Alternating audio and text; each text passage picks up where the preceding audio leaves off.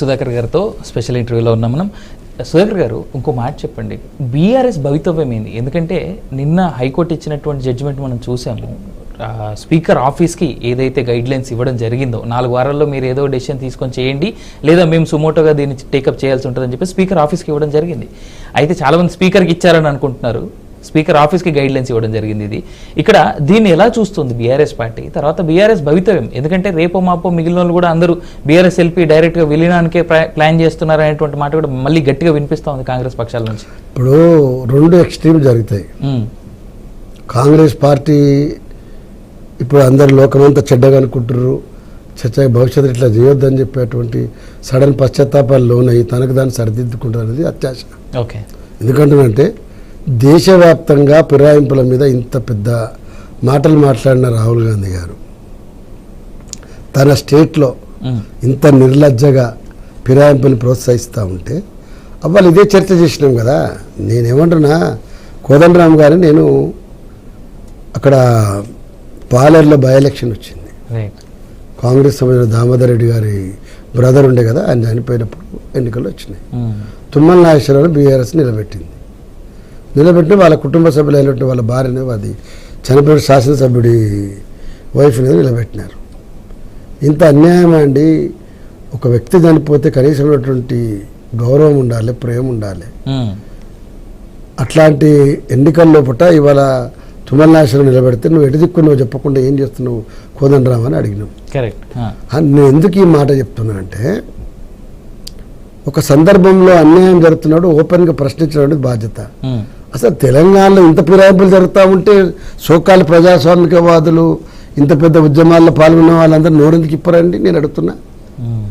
మీకంటే 10 రెట్లు కదా టీఆర్ఎస్ గవర్నమెంట్ ఉన్నప్పుడు 100 మంది మేధావులు బయటకు వచ్చి అడిగారు కదా. మరి అవ్వాలి ఎట్లా అడిగినా ఇవ్వాలి కూడా అడగాలి. నువ్వు స్వతంత్రంగా ఉండదలుచుకున్నా అనుకున్నప్పుడు స్వతంత్రంగా అడగాలి, వ్యక్తిత్వాన్ని మెయింటైన్ చేయాలి. నువ్వు ఆ పార్టీ దగ్గరగా ఉండడం వేరును, మౌనంగా ఉండడం వేరు. మీరు ఆల్రెడీ పదవులు తీసుకొని అండర్స్టాండింగ్లో సిగ్నేచర్ పెట్టినట్టుగా నోరు మూసుకుంటున్నారు అందరు. ఇవాళ చెప్పండి, ఇవాళ పిఎస్సీది అది అయింది, అరకపూడి గాంధీకి దానికి ఏదో ఇచ్చినట్టున్నారు, చైర్మన్ ఇచ్చారు. ఆయన చెప్తున్నటువంటి క్లియర్ మాట ఏంది, నేను ఇంకా ప్రతిపక్షంలోనే ఉన్నా, నేను బీఆర్ఎస్ కండువానే కప్పుకున్నా, కాంగ్రెస్ కండువా కప్పుకోలేదు. ఉన్నటువంటి పాలసీల ప్రకారం లేదంటే ఇన్నేళ్లుగా జరుగుతున్నటువంటి లెక్కల ప్రకారం ప్రతిపక్షానికి ఇవ్వాలి కాబట్టి నేను ప్రతిపక్షంలోనే ఉన్నా, నాకు ఇచ్చాడు అనేటువంటి మాట ఆయన అంటూ ఉన్నాడు. పోనీ ఆ మాట ప్రకారం అయితే ఎవరైనా తెలంగాణ సమాజంలో అరకపూడి గాంధీ అంటోడు ఇంకా కాంగ్రెస్ ఫిరాయించకుండా ఉండని అనుకుంటారా అండి? అదే ఇప్పుడు నేనేమంటున్నా, బయటి అంటే తెలంగాణలో ఎవరికి ఏం అర్థం కాదనుకుంటుండే ఏమి, నాకు అర్థం కాదు. అరకపూడి గాంధీ నైతిక ధైర్యం ఏందంటున్నా, నువ్వు ఉండుంటే ఏ ప్రకారం ఉండాలి, నువ్వు ఉండుంటే తెలంగాణ భవన్ కేర్ ఆఫ్లు ఉండాలి, నువ్వు ఏడున్నావు కేర్ ఆఫ్ రేవంత్ రెడ్డి భవన్లు ఉన్నావు నువ్వు, అవునా కాదా? ప్రతిరోజు కనపడుతూనే ఉన్నది కదా. అందుకోసం ఇప్పుడు ఏదైతే మొన్న వచ్చినట్టు కోర్టు ఏదైతున్నదో ఆ డైరెక్షన్లో మీకు ఒక అంశం అయితే చెప్పాలి. 25 మంది పైబడ్డటువంటి కాంగ్రెస్ పార్టీ సంఖ్య నిలువున చీలి రోజంతా క్షీణిస్తూ ఉంటే నోరు ఎత్తకుండా ఎట్లయితే అట్లా అయిందిలే, మాకు వచ్చేటి ఏమైనా వస్తే చాలని చెప్పేసి దిగజారినటువంటి ప్రతిపక్ష నాయకులుగా అవాళ వాళ్ళు ఉన్నారు కాబట్టి వాళ్ళు ఆ స్థాయికి పోయినారు. ఇవాళ బీఆర్ఎస్ పార్టీ ఆ పరిస్థితి లేదు. దాని వర్కింగ్ ప్రెసిడెంట్ మిగతా వాళ్ళు అదే మిగతా వాళ్ళు కానీ వాళ్ళు ఫ్యామిలీ అనుకున్నా ఏదనుకున్నా లేదు మిగతా వ్యవస్థ అనుకున్నా జిగితో ఉన్నారు, పట్టుతో ఉన్నారు కాబట్టి కోర్టుకు పోయినారు, అప్పీల్ చేసిండ్రు. ఇవాళ అనివార్యంగా మంచి తీర్పు వచ్చింది. ఆ తీర్పు డెఫినెట్గా తెలంగాణ ప్రజలు హర్షిస్తున్న తీర్పు. అది తెలంగాణలో ఎవ్వరు కూడా అరే గిట్లెందుకు ఇచ్చిండ్రు, అవును వాళ్ళు నచ్చకపోయినరేమో, అక్కడ వాళ్ళు ఇద్దరు చాలా వాళ్ళు ప్రచారం చేస్తా ఉన్నారు కదా, అక్కడ వాళ్ళని రెస్పాన్స్ లేకపోయాయి కాబట్టి దాని నాగేంద్ర రెస్పాన్స్ లేదా అండి? మొత్తం హైదరాబాద్ అన్ని ఆక్రమించి కూర్చుంటున్నారు, అంతకంటే రెస్పాన్స్ ఏం కావాలంటున్నా.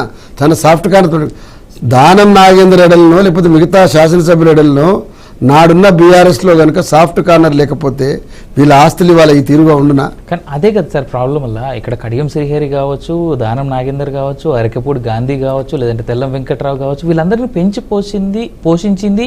అలాగే వాళ్ళ అక్రమాస్తులు పెరగడానికి కారణమైంది కూడా బీఆర్ఎస్ పార్టీ. కారణం అని అనలేము కానీ చాలా సందర్భాల్లో వదిలేసింది, చాలా సందర్భాల్లో నియంత్రించాడు. తమ శాసనసభ్యుల్ని వర్క్ ఆర్డర్లో ఉంచడం, ప్రజలకు అందుబాటులో ఉంచడం, అవినీతి బురదలో అదే పనిగా బొరలాడడం. ఒకరోజు బొరలాడి వచ్చి బయట కడుక్కున్నకు అర్థం ఉన్నది, అదే పనిగా బొరలాడని అనుమతించడం అనేది అది ఉచితమైనటువంటి పద్ధతి కాదు అని చెప్పేసి నేను ఏ పార్టీల వాళ్ళకైనా విజ్ఞప్తి చేస్తా ఉన్నా. అది బీఆర్ఎస్ చేసిందే అనుకుంటే కాంగ్రెస్ చేయకూడదు కదా, రైట్. ఇలా కాంగ్రెస్ చేయకూడదు కదా. మరి అదే పని నువ్వు చేసి నిన్నటిదాకా ఇదే శాసనసభ్యులందరినీ, ఏది బీఆర్ఎస్ శాసనసభ్యులందరినీ తెలంగాణ మీద పడి దోసుకుంటున్నారు అని చెప్పేసి అన్నారు కదా. అని మీ దగ్గరకు వచ్చేసి కండువ కప్పించేసి మళ్ళీ ఇంకా మరిన్ని అవకాశాలు ఇచ్చి ఇవాళ ఎగదోసి ఉసిగొలిపితే ఎట్లా? అందుకోసం ఏదైతే ఉన్నదో 100% ఆహ్వానించదగ్గదే. వాళ్ళు ఇప్పుడైనా కూడా అరికపూడి గాంధీ అన్నాడు కదా, అరికపూడి గాంధీ నిజంగానే ఆ మాట అనదలుచుకుని ఉంటే ఇవాళ తెలంగాణ భవన్కి వచ్చి నేను తెలంగాణ భవన్లోనే ఉన్నా, నా నాయకుడు కేసీఆరే, నేను అదే పనిలో ఉన్నా అని చెప్పి స్పష్టం చేయాలి. మరి చేసినాక అప్పుడు తీసుకోమని చెప్పుంటారు. అప్పుడు ఏం చేయాలో పార్టీ నిర్ణయిస్తుంది. అంటే నేనేమంటున్నా, ఆయనని పిఎస్సి చైర్మన్ చేసేటువంటి దానికి ఎవరు సూచించాలండి? ప్రతిపక్ష నాయకుడు సూచించాలి కదా. రేవంత్ రెడ్డి సూచిస్తే ఎట్లయితుంది? చెప్పండి నాకు. ఉత్తమ్ కుమార్ సూచిస్తే ఎట్లయితుంది? అవుతుందా? మీ పార్టీ నుంచి ఈయన మా పిఎస్సి నాయకుడు అవ్వాలి, మీ పిఎస్సి చైర్మన్ అవ్వాలి, మీరు ఇవ్వాల్సిన. ఇప్పుడు కేసీ వేణుగోపాల్ ఎవరు నియమించారండి? ఆయనే పోయిండా ఏంది? పోలేదుగా పార్టీ. ఖార్గే గారు ఆయనే పోయిండా? True true. నేనేమంటున్నా సార్, మీకు what is sensible also you have forgotten. తెలంగాణలో కాంగ్రెస్ లీడర్షిప్ ఉన్నటువంటి ఫ్యూ ఎలిమెంట్స్ ఏ స్థాయికి ఏరినారంటే not even bother about the minimum quorum. అంటే ఎంత అది ఎట్లా ఒక సిస్టంలో ఎట్లా ఉండాలనే పద్ధతి కూడా మర్చిపోయినారు. ఏం మాట్లాడితే వాళ్ళు అదే మాట్లాడడం, ఏ స్టేజ్ మీద మాట్లాడుతున్నా తెలియదు. నేనేమన్నా గత పాలకులు అనేటువంటి వాళ్ళు అట్లున్నారు, అహంకారం ఉండే అప్రజాస్వామికం నువ్వు అన్నావు కదా. మరి నువ్వు దానికంటే లక్ష రెట్లు ఉన్నావు కదా, నువ్వు నీకు కంపారిజన్ కూడా లేదు కదా. ఇప్పుడు ఇట్లా మాలాంటి వాళ్ళం ఎట్లా దీన్ని సమర్థించాలా? సార్ పర్లేదండి, కొత్త గవర్నమెంట్ అయినా కూడా సార్ మేము ఏ పార్టీలో ఉన్నప్పుడు కూడా కొంచెం బెటర్గానే చేస్తుంది, మంచి యాక్సెప్ట్ చేయదగ్గదా అని చెప్పేసి అంటమా అనగలిగే పడుతుందా?